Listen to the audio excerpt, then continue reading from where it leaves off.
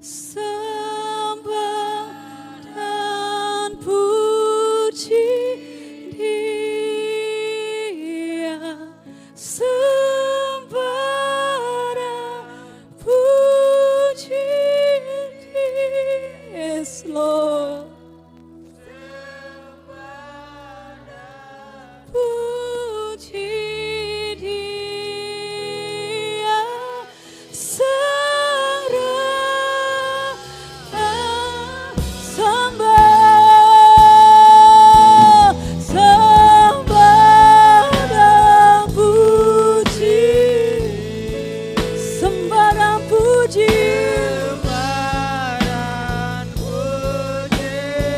yes, Lord. Haleluya. Sang Raja, sembah dan puji Dia, Sang Raja. Dia itu firman Allah yang turun ke bumi, yang jadi sama dengan manusia. Dia Yesus Tuhan kami, Dia Yesus Sobat kami. Katakan Dia itu firman Allah. Dia itu firman Allah yang turun ke bumi, yang jadi sama dengan manusia. Dia Yesus Tuhan kami, Dia Yesus. Katakan Dia Raja, Dia Raja di atas segala. Dia Raja, Dia Raja di atas segala raja. Yes, haleluya.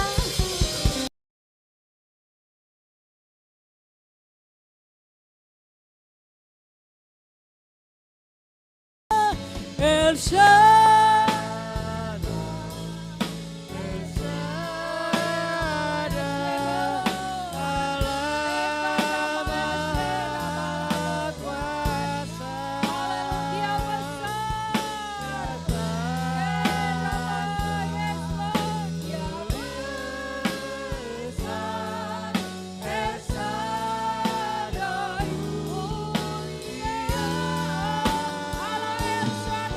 El Shaddai, El Shaddai,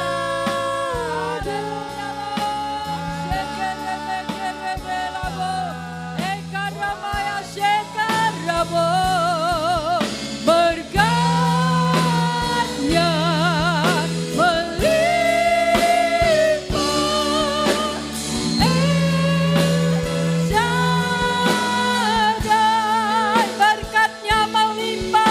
El Shaddai, berkatnya melimpah. Yes, Lord. Haleluya. Haleluya.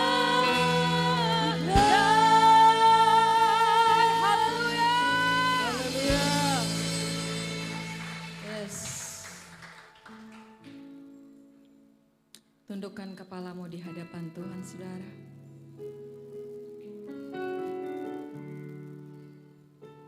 Apakah yang kami takutkan di bumi ini, Tuhan? Karena firman-Mu katakan, janganlah takut sebab aku menyertai engkau. Ketika engkau melewati banjir, engkau tidak dihanyutkan. Ketika engkau melewati api, engkau tidak terbakar. Pada hari ini kami percaya akan janji firman-Mu. Bahkan berjalan dalam lembah kekelaman, kami tidak takut bahaya, sebab engkau bersama dengan kami. Kemuliaan bagi nama Yesus. Allah yang berjanji untuk tidak pernah meninggalkan kami sendirian. Tuhan, terima kasih. Tahun 2023 di depan kami akan melangkah bersama dengan Engkau. Kami akan melangkah bersama dengan Engkau. Kami tidak takut menghadapi tahun depan. Kami tidak takut karena Allah berjanji memberikan kemenangan demi kemenangan bagi setiap kami. Terima kasih Tuhan. Terima kasih kalau sampai hari ini Tuhan masih memelihara hidup kami. Terima kasih tubuh kami sehat, keluarga kami baik-baik saja. Pemeliharaan Tuhan ada di atas kami. Bahkan janji firman-Mu, anak cucu orang benar akan perkasa di bumi. Kami terima janji itu Tuhan. Terima kasih Tuhan untuk setiap yang hadir. Setiap kami diberkati hari ini. Terpujilah nama-Mu, berfirmanlah Engkau, sebab kami siap untuk menerima dan mendengarkannya dan melakukannya. Dalam nama Yesus Kristus Tuhan kami yang ajaib, kami berdoa dan mengucap syukur. Sama-sama kita katakan, amin. Kita beri kemuliaan bagi Tuhan. Yes. Shalom. Ya. Silakan duduk saudara, puji Tuhan. Terima kasih buat kehadiran saudara semua, luar biasa. Ada Pak Samuel dan Ibu, sudah lama tidak bertemu. Dan saudaraku, puji Tuhan, pada hari ini kita bersuka cita, amin. Kita siap diberkati dengan firman Tuhan, amin. Puji Tuhan. Nah saudara, ada cerita besar ketika Maria mengandung. Ada kisah lain yang luar biasa, yang mungkin jarang-jarang dibahas saudara. Pada hari ini kita akan melihat dan ada 3 teladan yang kita pantas ikuti dari orang ini. Orang itu sudah sangat tua dan sepuh. Dia adalah seorang imam. Imam itu karena dulu tidak ada yang namanya pendeta, pemimpin rohani. Jadi imam, dia membakar ukupan, dia membakar korban persembahan. Dia menjadi perantara antara umat Tuhan, dengan Allah. Nah, hari ini kita akan melihat siapa dia, saudara. Siapa dia? Kita akan lihat di dalam Alkitab kita, Lukas yang pertama, ayat yang ke-5 sampai yang ke-6. Tema kita hari ini adalah hidup yang dikenan Tuhan. Saudara baca bersama, 1, 2, 3. Hidup yang dikenan Tuhan. Kita masuk ke dalam firman Tuhan tadi, Lukas 1 ayat 5 sampai yang ke-6. Kita baca bersama. Ada? Oke. Saudara, kita baca bersama, 1, 2, 3. Pada zaman Herodes, Raja Yudea, adalah seorang imam yang bernama Zakaria dari rombongan Abia. Istrinya juga berasal dari keturunan Harun, namanya Elisabet. Lanjut. Keduanya dan hidup menurut segala perintah dan ketetapan Tuhan dengan tidak bercacat. Saudara, ada seorang imam namanya Zakaria dan istrinya bernama Elisabet, dan mereka sudah sangat tua. Kalau digambarkan seperti ini ya, mungkin ada gambar Zakaria dan Elisabet, mungkin seperti ini kira-kira. Sudah sangat tua. Nah, imam ini saya sudah katakan tadi apa tugasnya? Dia membakar korban persembahan, dia menjadi perantara antara umat Tuhan dengan Allah sendiri. Nah saudara, teladan yang pertama dikatakan di ayat tadi, mereka hidup tidak bercacat di dalam integritas kehidupannya. Kalau boleh saya simpulkan, mereka hidup saleh. Saudara mengerti, amin? Hidup saleh. Di Alkitab ada banyak sekali orang-orang saleh. Ada Nuh yang saleh luar biasa. Tuhan berbicara kepada dia, Nuh buatlah bahtera ukurannya segini-segini. Lalu kau bikin sekat-sekatnya, lalu masukkan hewan sepasang. Nah, saudara, dia dengar dengan jelas perkataan Tuhan karena dia hidup bergaul dengan Tuhan, hidupnya saleh. Lalu ada Ayub yang saleh.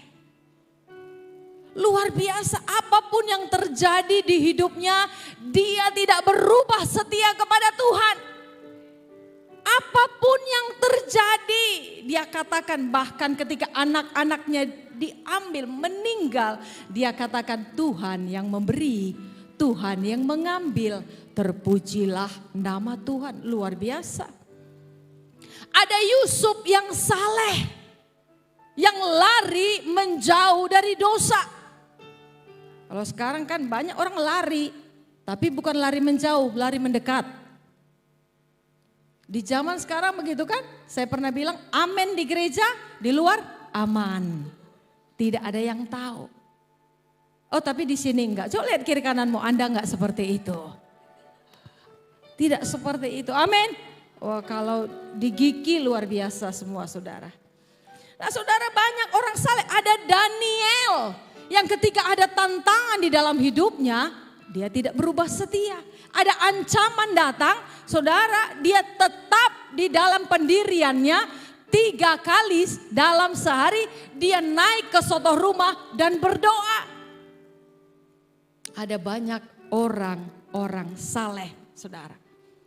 Nah saudara, di zaman ini nilai-nilai kesalehan sudah bergeser. Banyak orang percaya Allah kalau terlalu jujur pun terbujur. Terlalu baik pun kita nanti diinjak. Nah sudah mulai bergeser. Hari ini kita mau belajar sama seperti Zakaria dan Elisabet yang tetap mempertahankan kesalehannya. Nah saudara, jangan seperti ada orang namanya si Soleh. Sudah lama tidak ketemu. Jadi Soleh itu pemabuk dulu pakai botol. Jadi sudah lama tidak ketemu. Ramli, apa kabar si Soleh? Oh Soleh sekarang luar biasa, sudah begini dia. Oh maksudnya sudah sembayang? Bukan, kalau dulu botol sekarang kendi. Baskom saudara. Nah jadi saudaraku, kesalehan, lalu saya katakan apa untungnya kita menjaga diri untuk hidup saleh? Ngapain? Bukankah dunia ini penuh dengan lika-liku? Bukankah penuh dengan bengkok-bengkok? Kita ikuti arus dong. Karena kalau terlalu baik juga gak ada artinya. Kita lihat ayatnya. Mazmur 18 ayat 24 sampai 25. Mazmur 18 ayat 24. Ya, kita baca bersama 1, 2, 3. Aku kurang serempak saudara. 1, 2, 3. Dan menjaga diri terhadap kesalahan. Lanjut. Karena itu Tuhan membalas kepadaku sesuai dengan kebenaranku. Sesuai dengan kesucian di depan matanya. Saudara lihat. Kesalehanmu, hidup benarmu ada upah.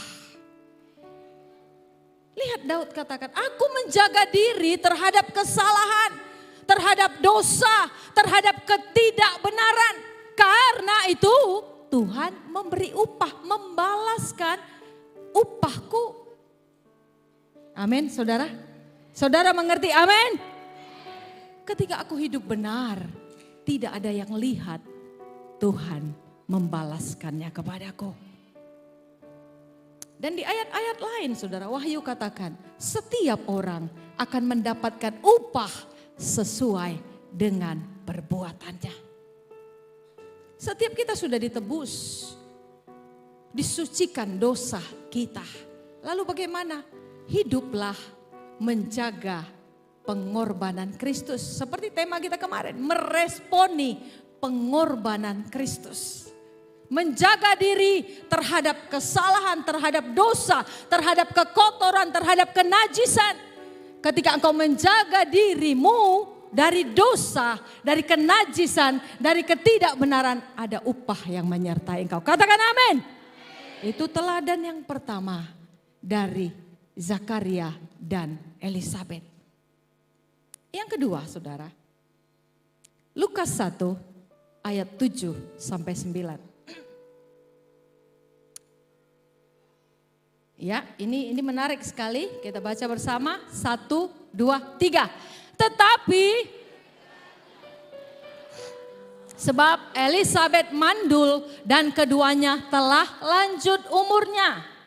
Pada suatu kali, waktu tiba giliran rombongannya, tugas keimaman di hadapan Tuhan. Lihat saudara, mereka sudah tua, mereka tidak punya anak. Apa teladan yang kita bisa ikuti? Sudah tua tetapi tetap melayani Tuhan.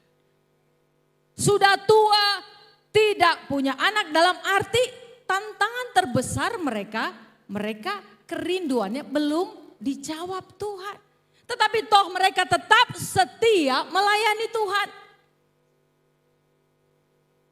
Apa yang kita bisa ikuti dari teladan ini? Dalam segala tantangan, dalam segala persoalan, dalam hal-hal doamu belum dijawab Tuhan, katakan aku mau tetap setia, amin.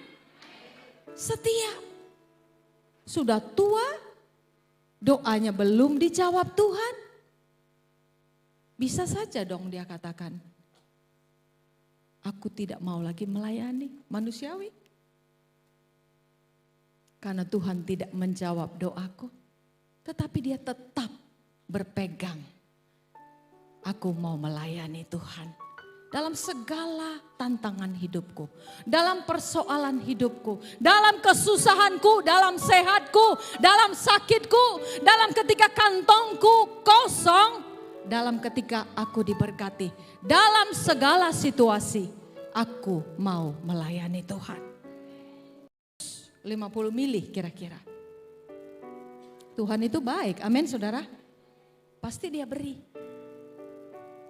Tapi sering kali manusia, Tuhan ini terlalu kecil. Aku mau yang lebih dong Tuhan. Aku mau yang seginilah Tuhan. Tuhan baik. Tuhan pasti akan berikan. Tuhan berikan saudara. Karena Tuhan mendengar doamu. Tuhan mendengar kerinduan hatimu. Tetapi seringkali ini tidak cukup Tuhan. Kalau boleh Tuhan, ya kalau boleh naik dong Tuhan. Kalau boleh yang segini dong, yang seliter setengah. Saudara kira-kira paham, amin? Ukuran itu tidak pernah cukup bagi orang yang tidak mengerti bersyukur. Lihat Zakaria. Dia tidak punya anak, tetapi dia tetap melayani dengan setia. Ada tantangan dalam hidupnya, dia tetap setia. Lalu dia bilang, Tuhan kayaknya seliter setengah gak cukup. Kalau boleh yang segini dong Tuhan. Yang segini baru cukup. Tapi saudara, bagi orang yang tidak pernah bersyukur, satu drum pun tidak akan pernah merasa puas. Hari ini katakan, anugerahmu cukup bagiku Tuhan. Amin. Katakan saudara, beri kemuliaan bagi Tuhan. Katakan anugerahmu cukup bagiku. Anugerahmu cukup. Nah saudara lihat. Ketika fokus Zakaria dan Elisabet untuk menyenangkan Tuhan. Bukan kepada persoalan, bukan kepada kesedihannya, bukan kepada keinginannya yang tidak dikabulkan. Saudara lihat, ketika kita menyenangkan hati Tuhan, kita berikan hidup kita untuk Tuhan. Apa yang terjadi kepada Zakaria dan Elisabet? Kita buka Lukas yang pertama ayat 10 sampai 13.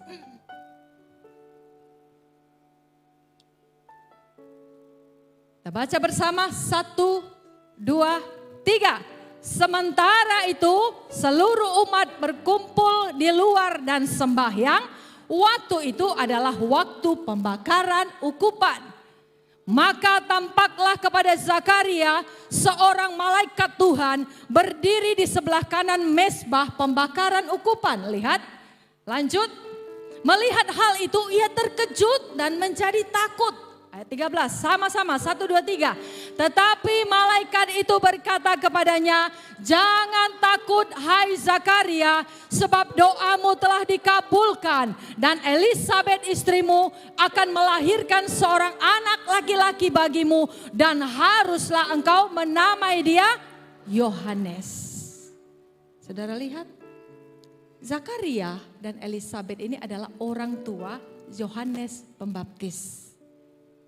Nah saudara, ketika fokus kita tidak kepada persoalan kita, ketika fokus kita hanya untuk menyenangkan hati Tuhan, ketika kita berkata anugerahmu hari ini cukup bagiku, tubuhku sehat, bajuku bagus, yang penting tidak robek, meskipun bajunya sudah 10 tahun, it's okay, asal itu masih bagus, bisa dipakai, bersyukur.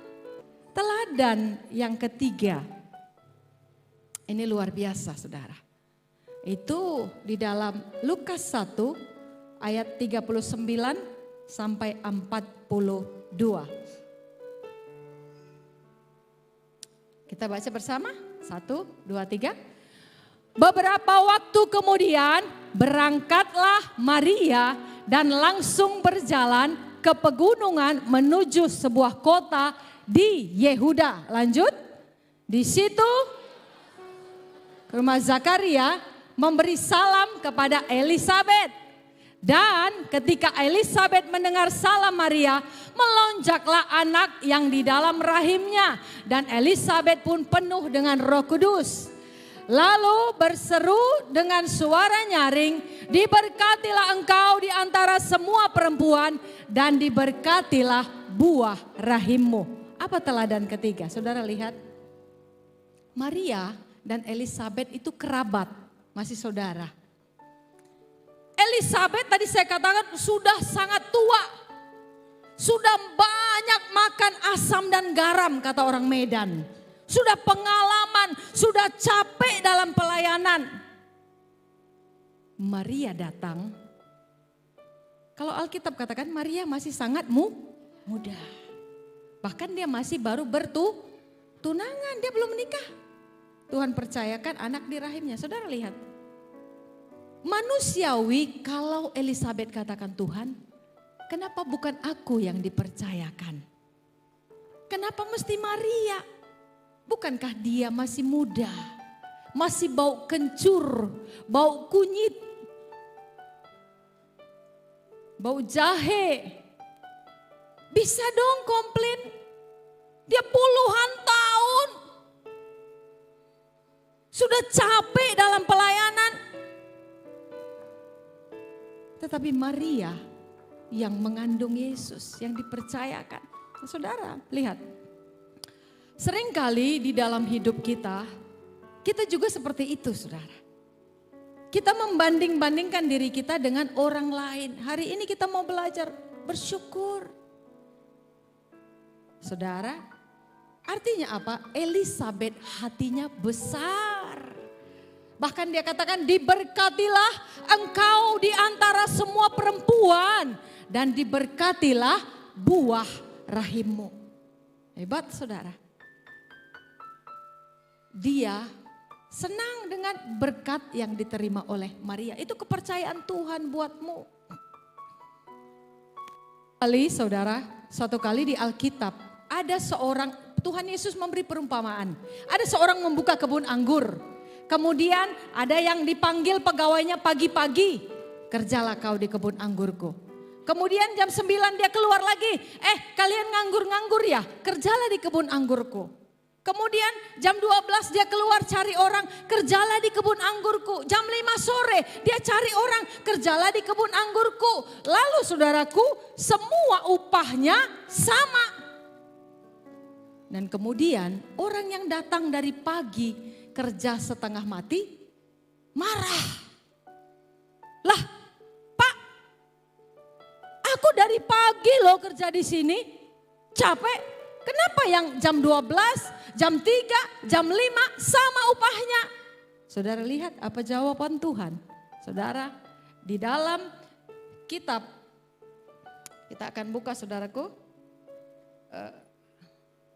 Matius 20 ayat 15. Matius 20 ayat 15. Saudara lihat, inilah jawaban Tuhan. Tidakkah aku bebas mempergunakan milikku menurut kehendak hatiku? Atau iri hati ke engkau karena aku murah hati? Raihlah hati Tuhan supaya aku dan engkau mendapatkan hak veto itu. Amin. Raih hati Tuhan, senangkan hati Tuhan, agar hak vetonya Tuhan diberikan kepada kita. Saudara, kebesaran hati Elisabeth tidak protes. Bahkan dia katakan, diberkatilah engkau di antara semua perempuan. Saya pernah ketawa saudara. Jadi perlu kebesaran hati begini. Pada waktu ngambil kesarjanaan teologi, ambil S1. Saya menunduk di depan. Dulu dia anak sekolah minggu saya. Remaja. Dulu 30 tahun yang lalu dia anak remaja sekolah minggu saya. Dan dia punya sekolah Alkitab. Dan dia sudah gelarnya sudah doktor. Terpaksa saya menunduk dan diwisuda. Bayangkan. Kan luar biasa saudara. Apa yang ada di hati? Aku bangga. Kau dulu adalah anak didikku. Sekarang kau sudah jadi orang hebat. Nah, saudara, ada seorang sekarang ada tentara ya luar biasa, dia di ketentaraannya itu dia khotbah ya. Pasti sebagian banyak orang kenal. Dia dulu anak sekolah minggu kita saudara. Anak remaja sekolah minggu kita. Tapi sekarang dia sudah hebat. Artinya apa saudaraku? Seringkali Alkitab katakan yang dahulu bisa menjadi terakhir, yang terakhir bisa menjadi terdahulu. Artinya apa saudaraku? Perlu kebesaran hati. Teladan dari Elisabeth. Hari ini kita belajar saudara, ada 3 teladan dari yang kita sudah dengar saudaraku. Hati ini paling bahaya. Hati. Kalau bicara hati harus hati-hati. Sekali lagi saya bilang, kalau bicara soal hati harus hati-hati. Amsal yang keempat ayat ke-23 kita akan lihat. Baca bersama 1, 2, 3. Jagalah karena dari situlah terpancar kehidupan. Tuhan, aku mau hatiku selalu bersih. Aku mau hatiku selalu bersuka cita. Tidak ada amarah, tidak ada benci, tidak ada dendam. Jangan simpan dendam saudara. Yang perlu disimpan uang, emas, apalagi? Pokoknya yang indah-indah simpan. Jangan sakit hati, luka hati. Sebentar lagi 2023. Buang semua ketong sampah yang kotor-kotor. Katakan amin. Sakit hati, luka hati, amarah, kesal, dendam, kesumat. Kapanlah kau tidak bermasalah? Gitu kan kadang-kadang. Kalau sudah dendam, sakit hati, mati pun kau, gak kulihat. Kau pun aku mati, jangan kau lihat. Waduh. Saudara, hari ini kita mau hati kita bersih. Amin. Lihat kiri kananmu, katakan hati kita bersih saudara. Amin. Hati kita bersih, sebentar lagi 2020. Baik juga yang live streaming dimanapun berada. Sambutlah tahun yang baru dengan hati yang bersih dan sukacita. Yes. Saudara, tahun baru sudah dekat. Kalau orang timur bilang air sodekat, kita tahun baru sodekat. Ada 3 hal yang kita harus ikuti. Yang pertama tadi, hidup saleh dan benar. Karena ada upah bagi kau yang hidup saleh dan benar. Yang kedua, setia dalam pelayanan. Apapun boleh terjadi. Setia dalam melayani. Ketika kita setia, tidak berfokus kepada masalah kita, tidak berfokus kepada persoalan kita, kita melakukannya sesuatu untuk Tuhan, maka Tuhan akan melakukannya untukmu. Saudara, saya sangat percaya Ketika aku dalam masalah, aku menolong masalah orang lain, maka Tuhan menolong masalahku. Yang ketiga, punya kebesaran hati. Apa sih yang terlalu sulit untuk Tuhan lakukan dalam hidup kita? Gak ada yang sulit. Apa sih yang terlalu sulit untuk Tuhan dengar doa kita? Gak sulit. Karena Dia Alfa dan Omega, yang awal dan yang akhir. Dia penuh kuasa. Ada satu kisah, saya akan tutup dengan kisah ini, saudara. Seorang atlet, dia lahir dengan kelainan hormon. Sakit dari kecil, tapi dia suka sekali olahraga. Sedangkan olahraga butuh tubuh yang sehat, fit. Dia hobi sekali. Karena dia sakit sehingga dia tidak dipakai dong, tapi dia giat. Dia orang Katolik, saudara, tapi aku yakin dia cinta Tuhan. Nah, saudara, dia berlatih keras, akhirnya ada satu macam badan organisasi mengangkat dia dan membiayai dia untuk kesembuhannya. Oh, dia berlatih keras sehingga saudara dia luar biasa. Coba siapa orangnya? Ada gambarnya.